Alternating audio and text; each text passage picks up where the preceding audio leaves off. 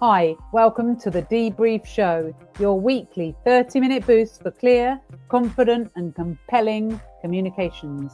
I'm your host, Dee Clayton.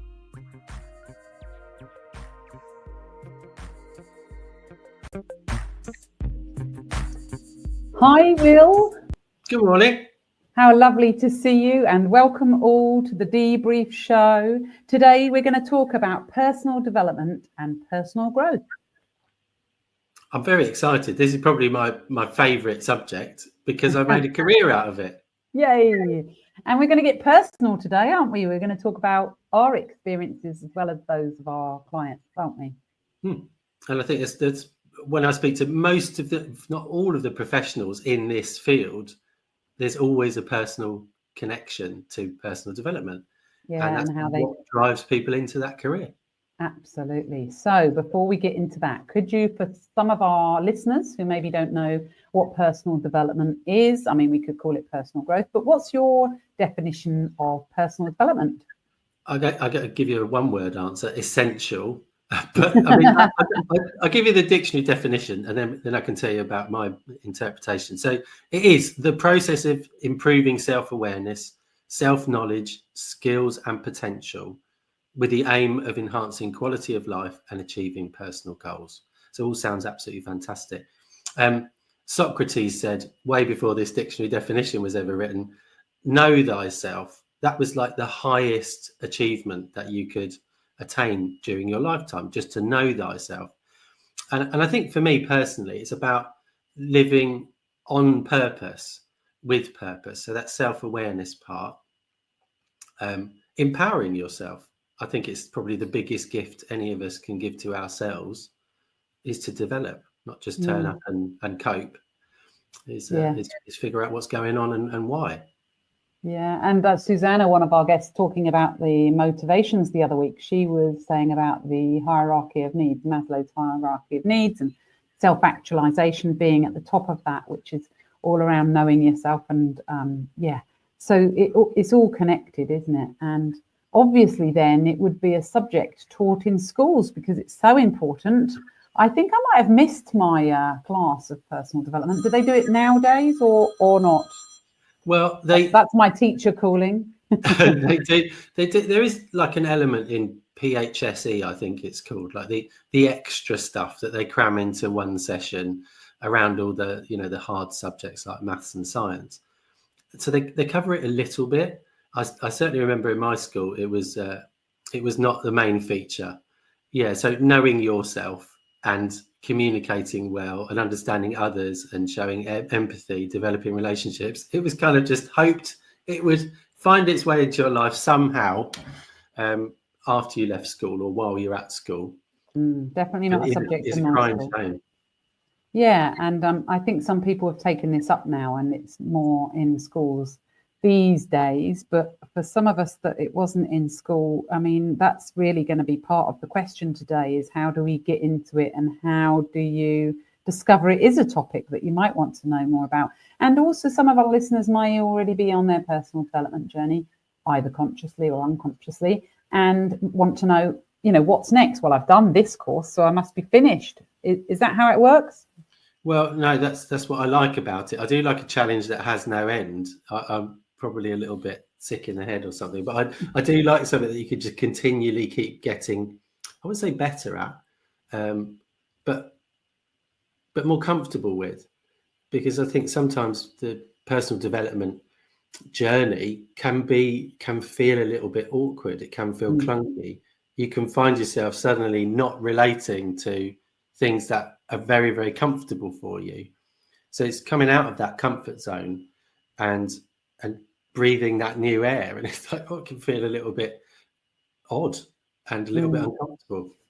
So look, I mean, personal development is obviously really important, and it's probably no surprise at all that all the guests we've had on throughout the series have had some element of personal development within their journey. Yeah, for sure. So we had Adrienne. She was our first guest, wasn't she, on the Face Whisperer? And she was fantastic at reading people's faces and telling us what that means and so that it's a deeper level of empathy and understanding, isn't it? So instead of using your words only to understand what people say or using their words, it's another way to understand others. And then importantly, how to react to that, not to judge that. You need emotional intelligence, don't you, to do face reading well, because later during the show, she was sort of saying, well, then what do we do about it? We don't go head on in and say, you look angry. We say, have you got a question then, Will, or what's going on for you, or how do you feel about that? So you need your emotional intelligence for sure to go along with that. We also had Gwen talking about the the hybrid meetings where some people attend virtually, some people in person, and having the emotional intelligence or the personal awareness to recognize how different people feel, maybe left out, how you feel about it. Are you ignorant to you? Are you scared of change? Are you scared of looking stupid so you're not going there? The same with AI. When we talked to Maggie about AI and EQ, what is your own stuff going on well before you start asking your teams to do X, Y, and Z to be change friendly? Actually, what's your attitude to change? So, some people may be listening to this rather than watching it, but one of my favorite elements from the personal development world is this 3 fingers back. So when you point with your finger and your thumb to someone else, and I say, Will, you're really unfriendly to change, you're not adapting quickly enough. When you sort of look back at how many fingers are pointing back at you, there's 3 fingers pointing back at me, which means that one of the first steps I should do is look at myself and go, what's my attitude to change? Yeah. How am I influencing Will? Or, what triggers do I have about change in myself? I love that 3 fingers back, and we've used that together as well, haven't we?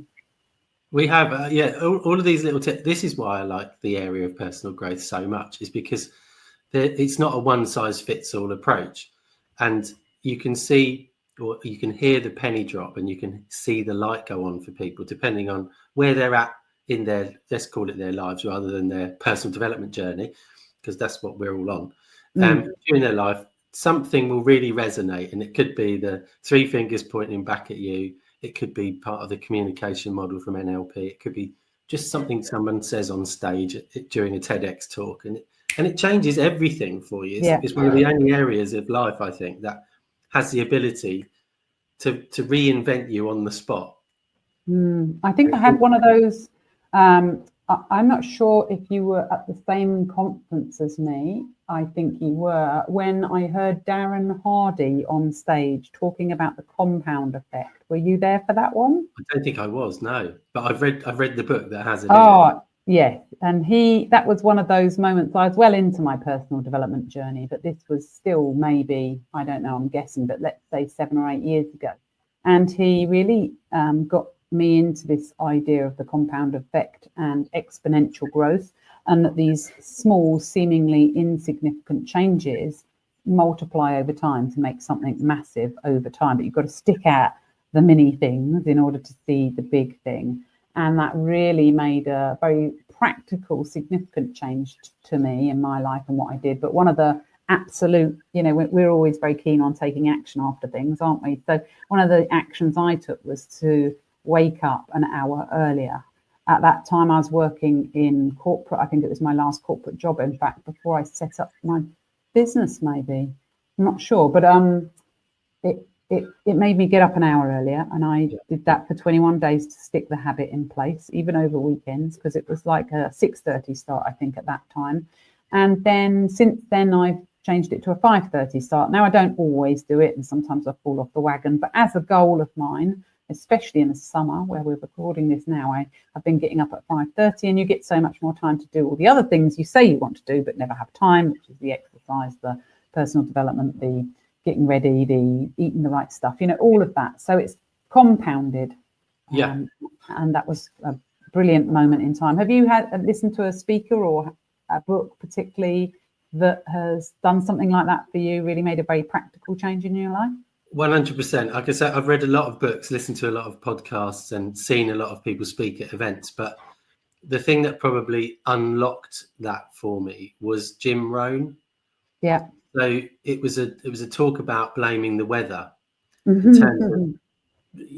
I'm at the will of the weather. So Yeah. if I have a good day or a bad day, it's always because the external factors are lined up for me in that way, and that we can't blame the weather.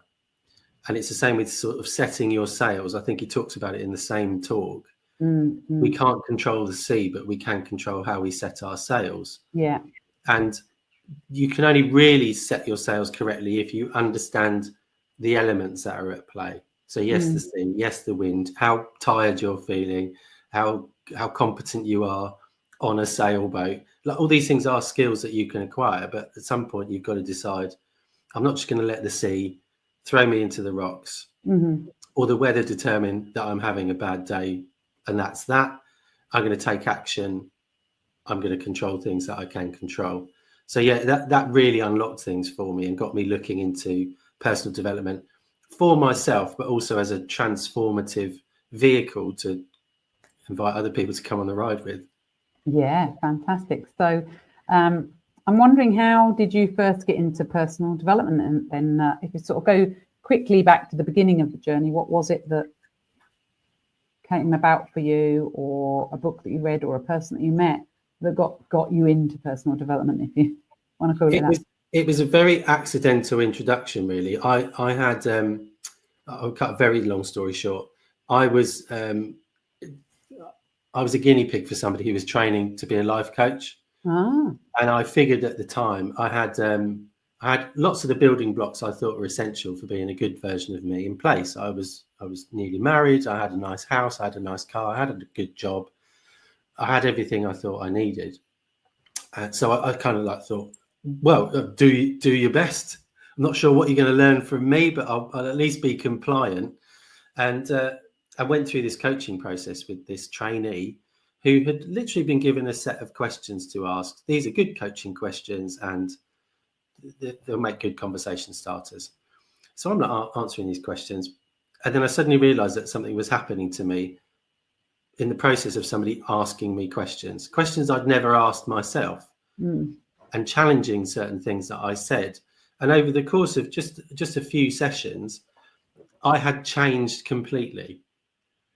And I don't say that lightly, but it ultimately led to a change in career, that wife being an ex-wife, and me taking a pay cut of something like 40% to join a completely different industry that I had no experience in, but I felt a calling for. And this is from somebody who didn't think they needed or wanted coaching at all. So that was it for me. I kind of shelved that idea of doing it for myself while I carried on with my career. But I did start picking up more books, listening to podcasts that were specifically about personal growth. So yeah, that was my sales flipped altogether, I think. Wow. In the face of that. That's quite scary for some people, though, I guess, right? It can be, yeah. But I think, again, another sort of tenet of personal growth is that things will change nonetheless, and that the more adaptable we are, and we've seen this through personality profiling or just updating your skills or whatever you're in, that when change happens, you need to be able to kind of pivot and move around. And it's the same in our lives. For me, because things always happen. You might lose a loved one. You might move to a new area and have to develop new friendships. Something will change your territory, and it's usually without your control or say so. So it can be scary, but I think that if it's self-initialized, personal growth is kind of your only armor that you're ever going to be in control of, because everything else is external. So scary, maybe. But you think maybe those changes were coming down the line? But well, I don't. Yeah, is that kind of what you're saying? The changes would have happened anyway. It's just the changes would have happened anyway. Aware of them, or you were more ahead of the game, so you could adapt to them, or expect them, or deal better with them. Have the tools when you needed to. Yeah. Yeah. So being in the right frame of mind to ask, or what even simple ones, which again are so pivotal. What can I learn from this experience?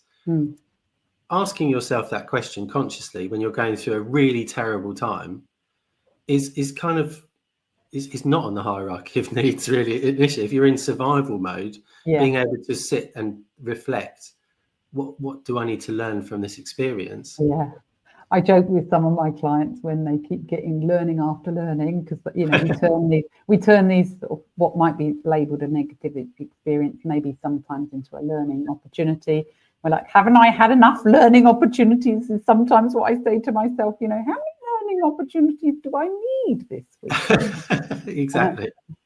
But it is it's often about reframing things, but also not. I think sometimes personal development, maybe when I first started, a lot of personal development was, for me, maybe I hadn't had it nuanced enough, was right, there's no sort of negatives or bad moods. You've always got to be, everything's got to be perfect all of the time.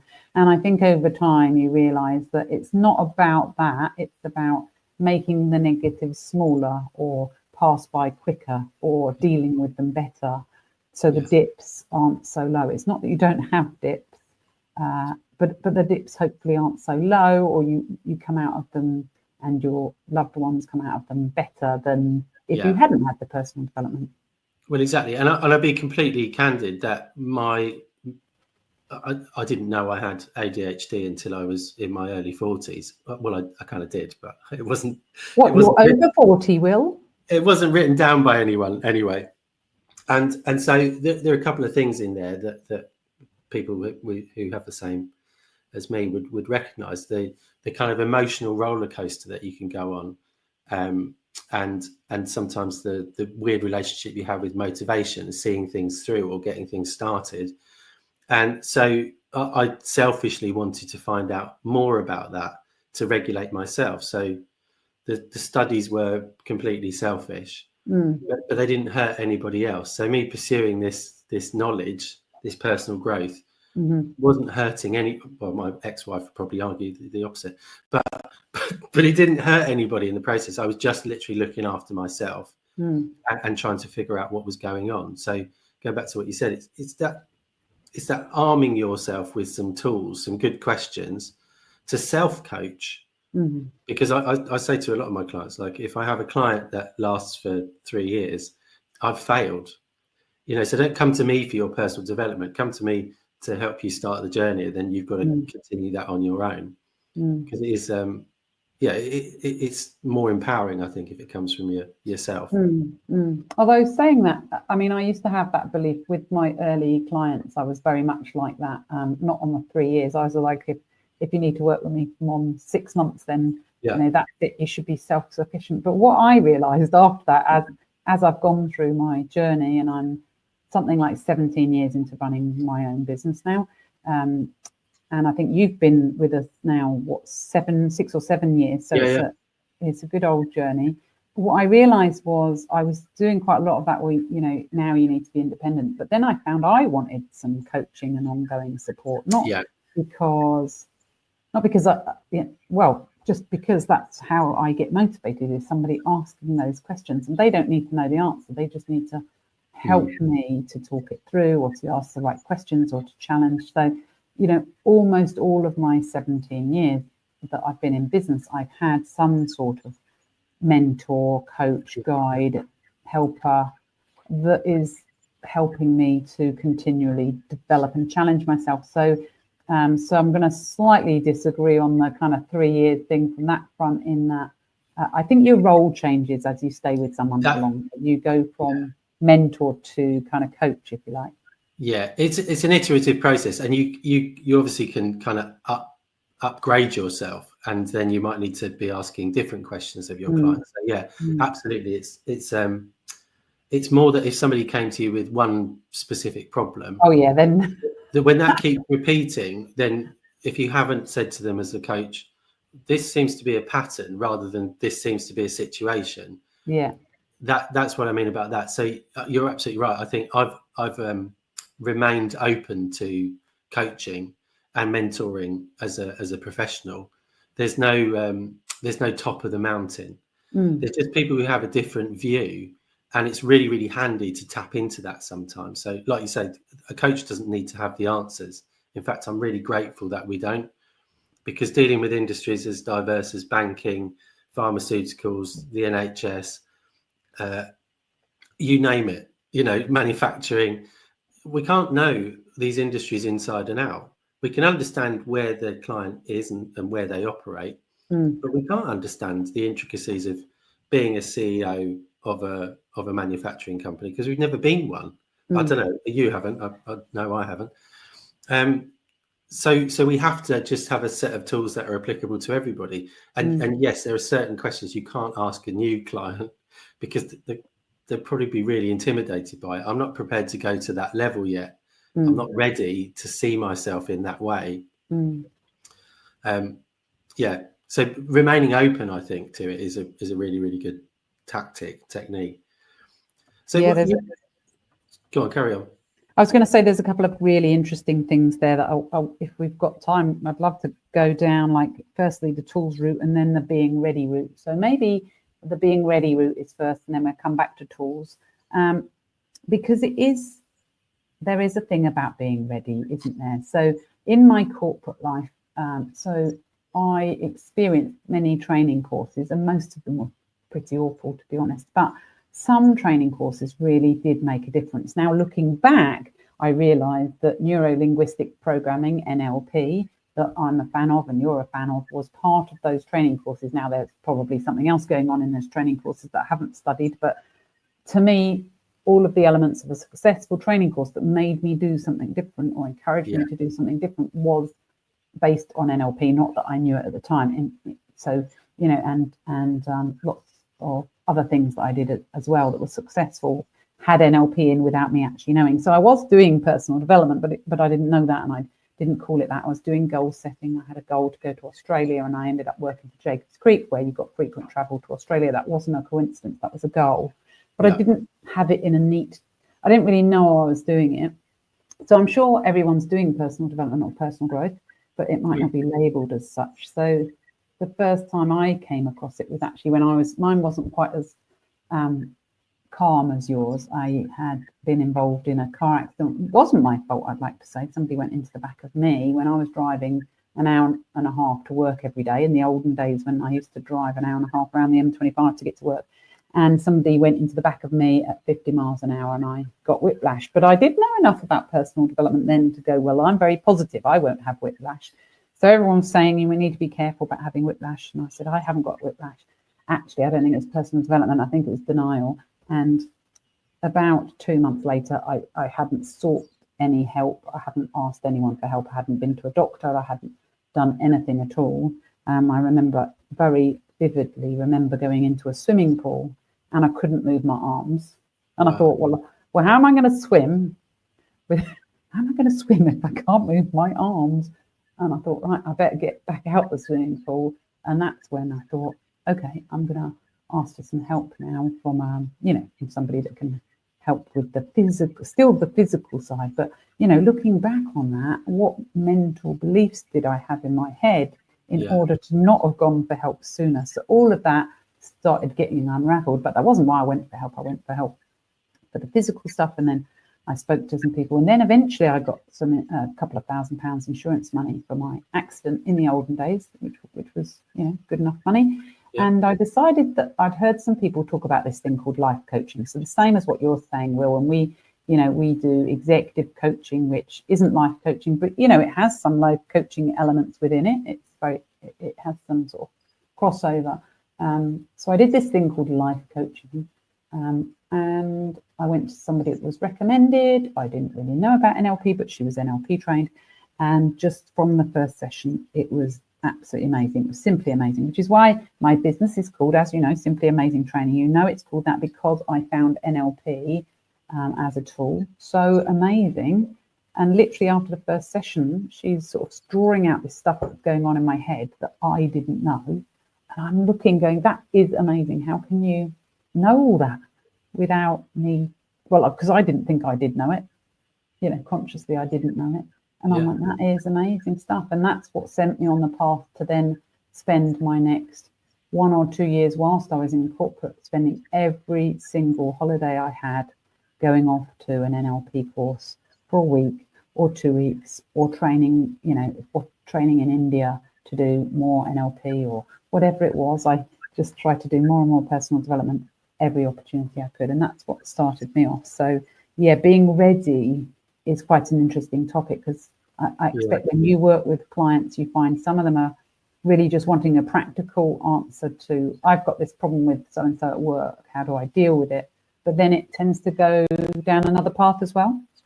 Yeah, it can do. But again, it's very much down to their readiness. So you can test the water by asking certain questions to see if they're ready to, I'll probably like your analogy of, are we going to look at the three fingers here, or are we just going to deal with the person that you're blaming or holding responsible for this situation? The weather.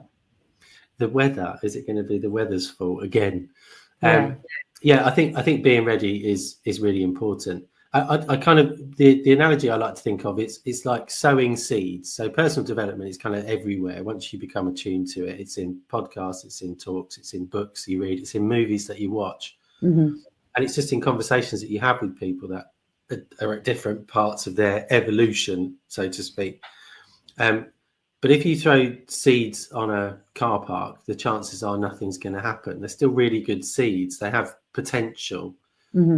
And what we're looking for with readiness is, a little crack in that concrete that actually, you think about it even more deeply, somebody trying to keep that car park perfect would have gone, there's a crack there. We need to put something over it. We need to smooth over the cracks, which is what we often do in crises. And we just kind of move on, fingers in the ears, blah, blah, blah. It's not happening to me. Let's hope it passes. But one of those seeds falls into that crack, and it doesn't need much at all. And it can germinate and it can grow. And before you know it, the concrete's smashed and there's a beautiful meadow there in its place. But it had to be ready for it. So I've had, blimey, so many occasions of this over my years of reading a book, thinking that's interesting, but not, wow, I'm never going to think differently again. Or I'm never going to think the same again, rather. You can read the same book, you can hear the same thing, but because you're in a different state, you're ready for that particular learning. It takes seed and it grows into something magnificent. I love that metaphor. And building on that, you can do the same learning 100 times. Yeah, I've repeated some of my courses. I've repeated. I probably know them inside out, and they're different every time. I go to one every year for goal setting, but it's different. You're different. So the piece of information is still super valuable, but you apply it in a different way. So you could literally do the same course 100 times and have a different outcome. Yeah. And I remember, I don't think it was necessarily personal development, but like I said to you, it happens in conversations if you're attuned to it. Somebody said to me that there's no such thing as standing still. And I said, well, what do you mean? Well, everything is changing around you. So if you've got the illusion that you're standing still, it just means that you're not noticing everything that's changing. And we have to evolve through our lives. We notice that when we're in our teens and 20s and 30s, 40s, and then retired, we kind of need different things from the world, but the world has changed. So it's this frustration. What frustration is the gap between expectation and reality, right? So our realities change around us all the time. And so if we're not changing ourselves, we're becoming either redundant or detached from reality. Yeah. So I think that there's a real playful nature in personal development that I love, that we're just going to playfully ask ourselves some challenging questions or put ourselves in a challenging situation, because we know, well, it's just play and, I'm still me, it's just reality. But by going and having that coaching conversation or doing that course again, like you say, goal setting's brilliant, because you might, this is the danger in personal development. You might set yourself some really audacious goals, then actually achieve them. And then when you achieve them, you realize you didn't actually need them or value them that much anyway. But you've only managed to realize that by striving to get there. Actually, what's really important to me is connection rather than a Ferrari. I don't know. It could be anything like that. Connections in a Ferrari, even better. Yeah, even better.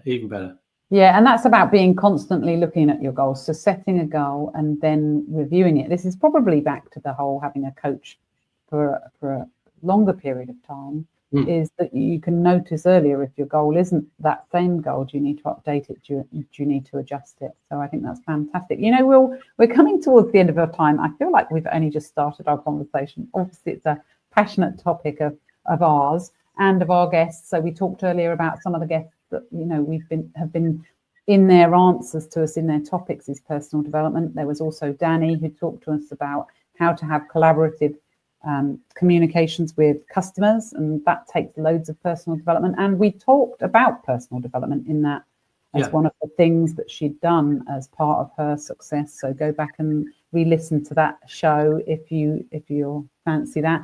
And then earlier on in some of the shows, there was one with you and I talking about the Simply Amazing structure, about, you know, getting people's attention, about sharing your message in a really organized, structured way, and lots of pieces around making sure that there's motivation to do some action after your communications as well. And we also did an episode with Dom and I where we talked about insights discovery, because NLP isn't the only tool we have in our toolbox. There's also insights discovery, which is an amazing personality profiling tool that you can use when used well with EQ. Of course, it's not just the tool, but when used well, that can be really good at helping individuals and high performing teams. We blend it together with other things, don't we?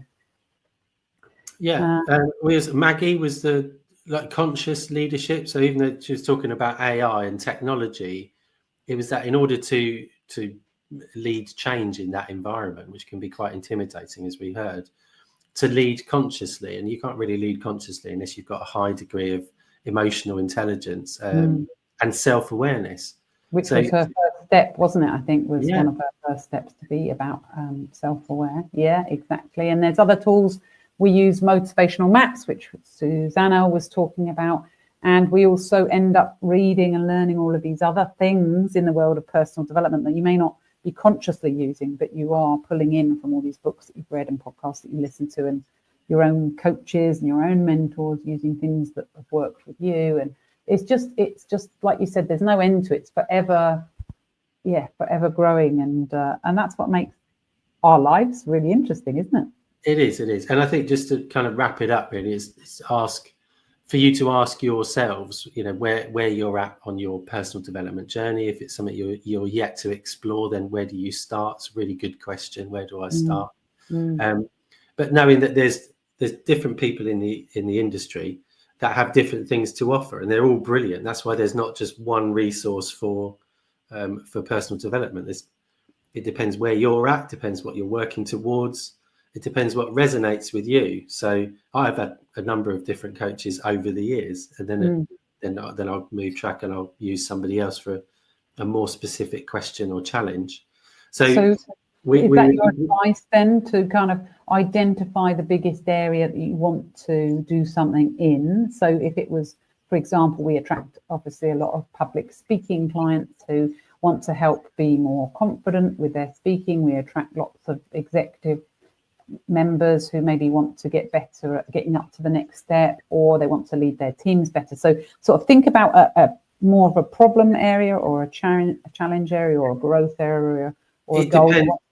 It depends how you're wired, right? It's to or away from. If you're motivated to, it will be something that you want to attain, achieve, acquire.